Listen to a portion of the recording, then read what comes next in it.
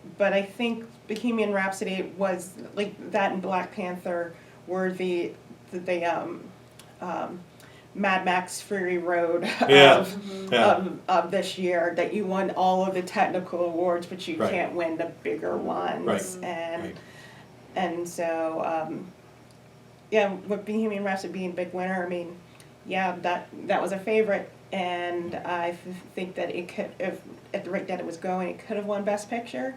I mean, Right. after all, Seriously. Green Book won Best Right. Picture, but I think that it did okay with what it did, what it got, and in fact that this whole field of Best Picture nominees did very well. Each one won one Right. Oscar, Yeah, and seriously. including Olivia Colman, just snuck in at the with Best Actress. But as you were saying, you had cheer out her feet, I was doing that for her because Yeah. I loved her performance Yeah. in The Favorite, and seeing, and yeah, disappointed that Glenn Close lost, but as I said, Bunny Karma comes back because Right. there were so many rabbits in The Favorite, Right. and there's Dead Bunny in Fatal Attraction, and so I'm thinking vengeance. Uh-oh. But yeah, we hadn't seen all the Best Picture nominees win one Oscar since 2015, and that was also an 8 Best Picture field. Yeah. Oh, wow. So, Okay. you know, Little League all the way here, Right. everybody gets a trophy. Right. Speaking of, I thought it was really funny when Melissa McCarthy came out in the Yes. in the Favorite attire with the bunny, and it was really funny. It if you haven't seen The Favorite, it really adds to it if you've seen The It does. Favorite. It's very funny. Like I was telling you, I was watching it with my friend, and like he didn't really understand what was happening. Oh. So I was just Oh, like, man. well, like you got to see the movie. It was just like I wasn't gonna explain it to him. Like you have to see the movie. But here, like we all said, we thought Glenn Close was gonna win for Best Actress. It didn't. I'm sorry, she didn't. But Olivia Colman wins, and I'm still excited. Even though I got it wrong, I'm still excited because she's gonna give a speech, and it was just, it was a lot of fun. Rebecca, what did you think of that, the Best Actress race, and how it turned out, and everything? Yeah, it was definitely an upset, although maybe it shouldn't have been because Olivia Colman is so great in Right, the role. right. If you go back and watch the video of her speech, Lady Gaga actually mouths "Oh my God" when her name was called, and Melissa McCarthy's jaw drops because I think they were thinking Glenn Close was Right, going to win. So, right. but it's really great to see her honored. I'm a big fan of British television, so I've been aware of her for years now, especially her work in Broadchurch. So to see other people recognizing this too, and to see her rise to this sort of recognition, it's really fulfilling. It's good to see somebody with this much talent. Hopefully more people will want to know more about her now, and you are gonna see more of her. She's taking over the role of Elizabeth II in The Crown. Right, exactly. So get ready, she's coming. And like I said on our last live event, is that the only problem I had was that I didn't feel like she was the main lead of that movie. She was fantastic in The Favorite, so I'm not going to hold it against her at all or anything. And her speech was great. She did, like I was telling you, she did a thing which is what I would do if I were to somehow win for Best Actor, where if she won over a person that she idolized, essentially, in Glenn Close, and she jumped right on stage and said, "Glenn, I'm sorry that I didn't want it to go this way, but I'm honored to be, nominated in the same category." She was really cool about her speech, and I just love that she ended it by going, "Lady Gaga," and she just like waves, and I just like, oh my God, jeez, and I was just, yeah. yeah. Sorry. No, it's okay. Her speech in between it, she said that if you're you're a young actress and you're practicing your speech in front of the telly, and she was a cleaning woman, and Right. and she's like, you never know where you're going to end up. And Lady Gaga also gave an inspirational speech for Best Original Song, like never, like, don't give up on your dreams. It takes a village. It was a lot of that type of inspirational speeches that we've heard from this Oscars from Mahershala Ali and Regina King as well. that we did not hear a lot from the other award ceremonies so much. It True. was sort of like, it made the Oscar feel even more special. Right. I mean, we were poking fun of starting back in October when Lady Gaga was like, if there's 100 people, Right, right. people won't believe it. There's that people's one, speech. Yeah. and so it did not feel canned. Like the speeches didn't feel so canned so much. A great deal of the people are, first time nominees have been waiting for a long time, or third time nominees have been waiting for a long time. So that was really nice. There was a record number of women who won this year. I believe it was 15. When Rami Malek won, he was talking about how he was the son of Egyptian immigrants. You had Mahershala Ali. He's become just the second black man to win multiple Oscars. Yeah. Most competitive Oscars. Most competitive Oscars. So I really was happy about that. Also the presenters, we had a different array of presenters. Like we had multiple members from Crazy Rich Asians, which was not nominated for Right. anything, and that was disappointing. But they Yeah. many of the stars, Awkwafina, Constance Wu, were involved as far as being presenters, and Henry Golding took over the Academy's Instagram during the first portion of the night. And can we talk about fashion? Let's do Fashion. it. Yeah. The Yeah. fact that the outfits this year were just so varied. I mean, Billy Porter, who, if you've not seen Pose on FX, you got to get on that. He was one of the co-hosts for ABC's red carpet coverage, and his outfit was fantastic. Was in tribute to one of the godmothers of the house movement in New York, which is what Pose is all about. And so go on Google, find the outfit, the tux gown that he wore. It was beautiful. Yeah. I mean, the men were crushing it in velvet all night, and in various colors and forms. And the women, you saw a lot of white. So you also saw different shades of pink, very flowing, and a lot of futuristic ones, which I did not expect from like Rachel Weisz. I'm okay with how this category turned out, but I just want to say that the best score category was really difficult. It was hard. Yeah. Because Yeah. you can make a good argument for several of the nominees. It did go to Black Panther and Ludwig Göransson, which I can't argue with at all because that score is amazing. Just Yeah. like with the African influences in it, the instruments and how soaring it is. It's so memorable. I was rooting for Terrence Blanchard for Black Klansman. He and Spike Lee have worked together for years, and it would have been great to see that collaboration rewarded. Right. That was a great category with a lot of people that I've really enjoyed over the years. Even I didn't see Isle of Dogs, but I love Alexander Desplat. Fantastic, composer. So that's always a tough category for me. This comes a few months after a director who is about to have a movie come out on dance said that he liked Black Panther, but he thought that the score had too much hip hop in it. And here it is, it has an Oscar and a Grammy. So there you go. Every year I go and see the Shorts program. They show it it's in Cinemark in music, and I've done that for the past 5 years. And it is the most unpredictable one because you never know how anybody's going to react to the Shorts, or if even all of the Academy winners and members will vote for it. Some people will not vote for it at all, just since they weren't able to see all of them. The one that won for best live action was Skin, and it's very interesting that this one won, especially. It's about a white family whose father beats up a black man just for racist reasons and gets kidnapped. And the white guy gets kidnapped and goes back to his family. Skin is on Skin Color, and the winner of that said that he knew the horrors of the Holocaust, and that the horrors that are happening in America are basically the same. Did I think it was the strongest of the five?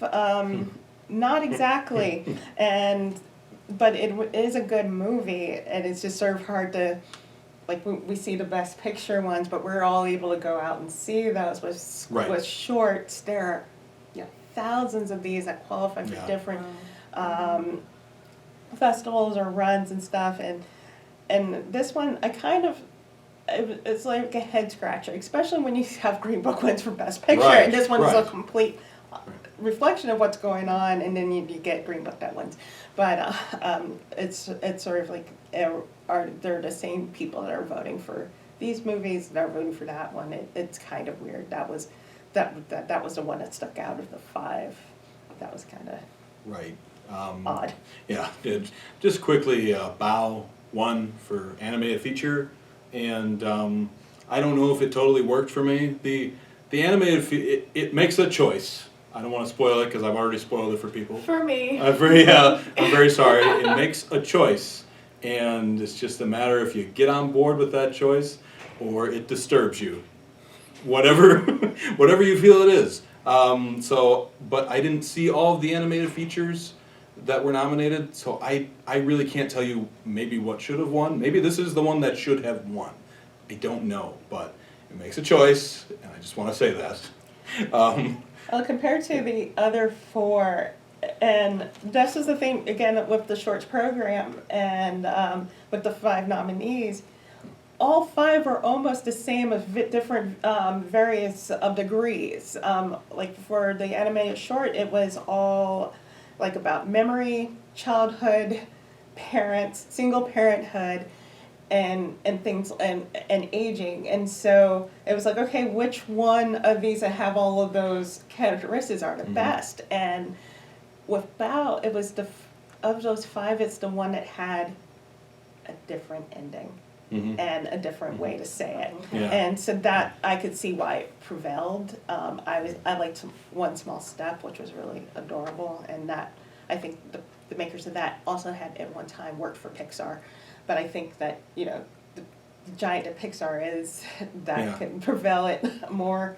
But and then we have the live action short. It was all homicidal children and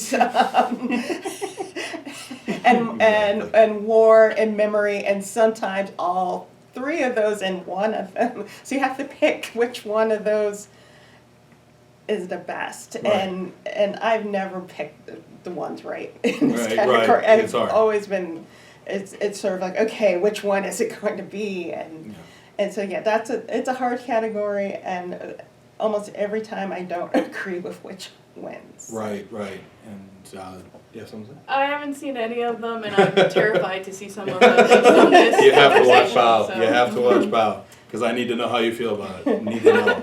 Okay. Yeah. We didn't actually talk about the Queen opening. I really liked the Queen opening. It was one thing I really liked about it. Again, I mentioned before about how sometimes at these award ceremonies, like the people look bored, the actors and everybody just looks bored to be there, and everyone was up on their feet like a rock concert. Yeah. People were really into it. Yeah. I don't know if I've actually heard Adam Lambert with Queen before, so this was new for me, and I loved it. My only complaint was I think it could have been a little longer. It was 3.5 minutes. You could have done 5 minutes. Would have been fine. You could have thrown another song in there, and it would have been good. But I just that was a really neat way to open the Oscars with the absence of a host, and I really liked that. It was. It kind of threw me off guard. Actually, it's just like because it was just like boom, and it started. Went and I was right just in, like, oh my god. Okay, so we're in. It was just something that I wasn't used to, but it was nice. It was nice. Tamara, is there anything else maybe some best things, maybe anything else you want to? Well, given that we didn't have a host, it brought back the introduction of Best Picture nominees. We had not had that in years, and that's sad because the ceremony had been longer and decided, this part of it we will cut. So you had so many different interesting people introducing the different movies. You had Barbra Streisand introducing Black Klansman. You had John Lewis introducing Green Book, which is still, I don't know why that happened. And then you had Wayne and Garth reuniting for Bohemian Rhapsody, which I liked. I think that was, of all of the introductions, that was my favorite because I liked how Mike Myers was in Bohemian Rhapsody. I just chuckled inside that he was in it, and it's like, you helped propel that song to more generations of fans. Like, I didn't really know of Queen until Wayne's World came out. I mean, I knew of some songs, but not Bohemian Rhapsody. And so that part I really liked, because before it usually was like a 30-second montage at the beginning of the telecast or 30-second at the end when they were giving Best Picture. Right. So that was something that you just hadn't had in quite a while, and it's like, yeah, it's nice to have this back. Right. I'm with you, and I think the lasting thing that I'll always remember this show for, how I'll try to remember it, is that it was great to a point. It was great to a point, and I think it's funny because it really does. And the comparisons were immediately made to Crash winning, and it was just like. And I always go back to Jack Nicholson opening the envelope, and I think he just goes, "Crash, wow!" And it's just like he immediately like gives his like distaste for, wow, how did this win?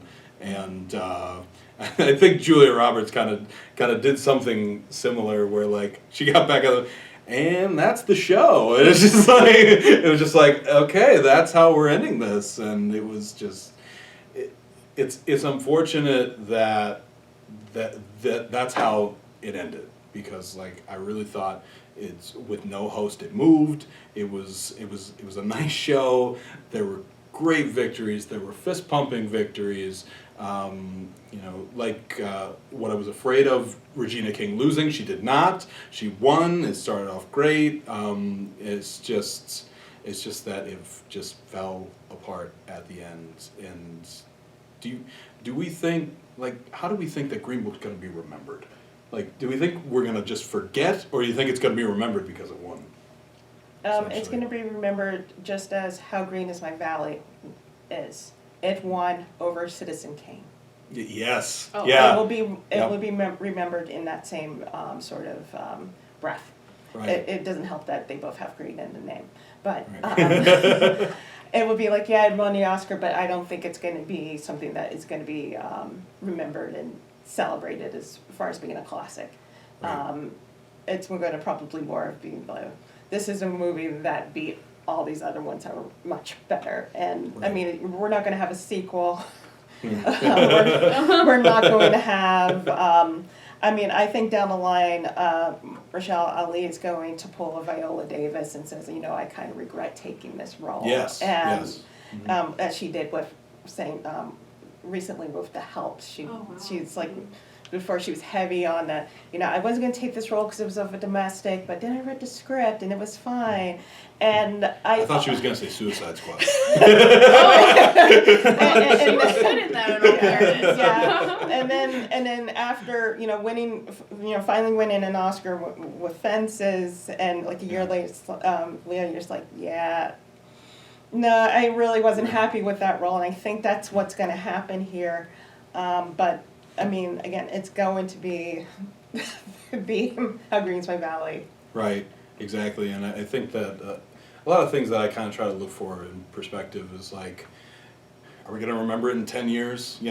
But are we going to remember any of the films that, I don't know if any of them are really going to crack that, like, oh yeah, this movie was a classic, or this movie was great. I think that last year, I do have trouble remembering off the top of my head what won last year. So, which is The Shape of Water, Mm-hmm. and I thought that was a great film, but am I going to remember it? I'm already forgetting it, honestly, even though it was great. And I think that the film from last year we're going to remember is Get Out. It's just, I just feel like that's the one that's going to be remembered, and I don't know if there is one from this year that we're really going to remember 10 years down the line. Have any thoughts on that, or Green I Book? think Black Panther is really going to hold up. That's a good We're point. still That's talking a about great it a year point. after Yes, it came yes. out, and it's that film. It's just it's done so much for it's done so much for comic book movies. It's done so much for for addressing African and African American culture in a way that's accessible to different audiences. Right. the costume and production design, the Afrofuturistic look to it. I think this film's going to have an impact for years to come, honestly. definitely. And going on those lines, it will show the power of telling your own narrative. Yes. We have it with Roma, we had it with Black Klansman and Black Panther, of people who are usually underrepresented in culture and in especially in this industry, have been on the sidelines. You usually have like either a white savior, or you have the production is done mostly by white males, especially when you're looking at Green Book.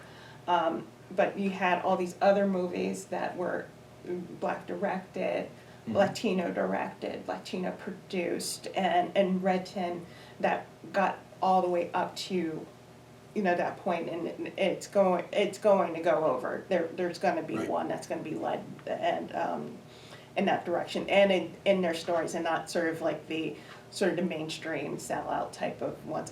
That's why I was really cheering for Roma to win.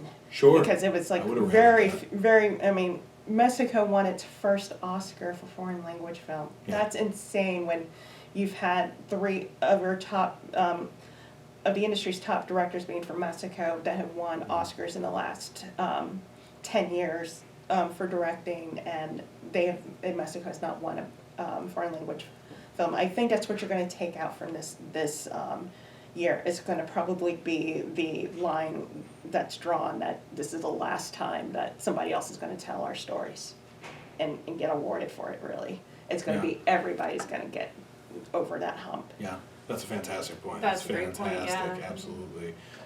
Do you want to speak to that or anything? I think, just to piggyback on what Tamara said, that's why it was upsetting that Crazy Rich Asians didn't Yeah. get some sort of recognition. Yeah. Like, I'm so glad that Michelle Yeoh and Constance Wu were presenters. But, I mean, like you said, it's telling your own narrative. That's exactly what that movie did, and it did it so well. Like, Right, absolutely. But instead we got a film, which starts off, it starts off by, there are 2 black men working in Viggo Mortensen's house, and they're offered water or some sort of drink. They drink out of the glasses, put them in the sink, and Viggo Mortensen places them into the garbage can. And then 10 minutes later, he's okay with driving around a black man. It just doesn't work, and there's so many more problems. But anyway, I think we have to wrap it up. Is that a good place to wrap it? We good? Yeah. All right. Could I get a drum roll? So this is the winner of the Times-Tribune Oscar contest.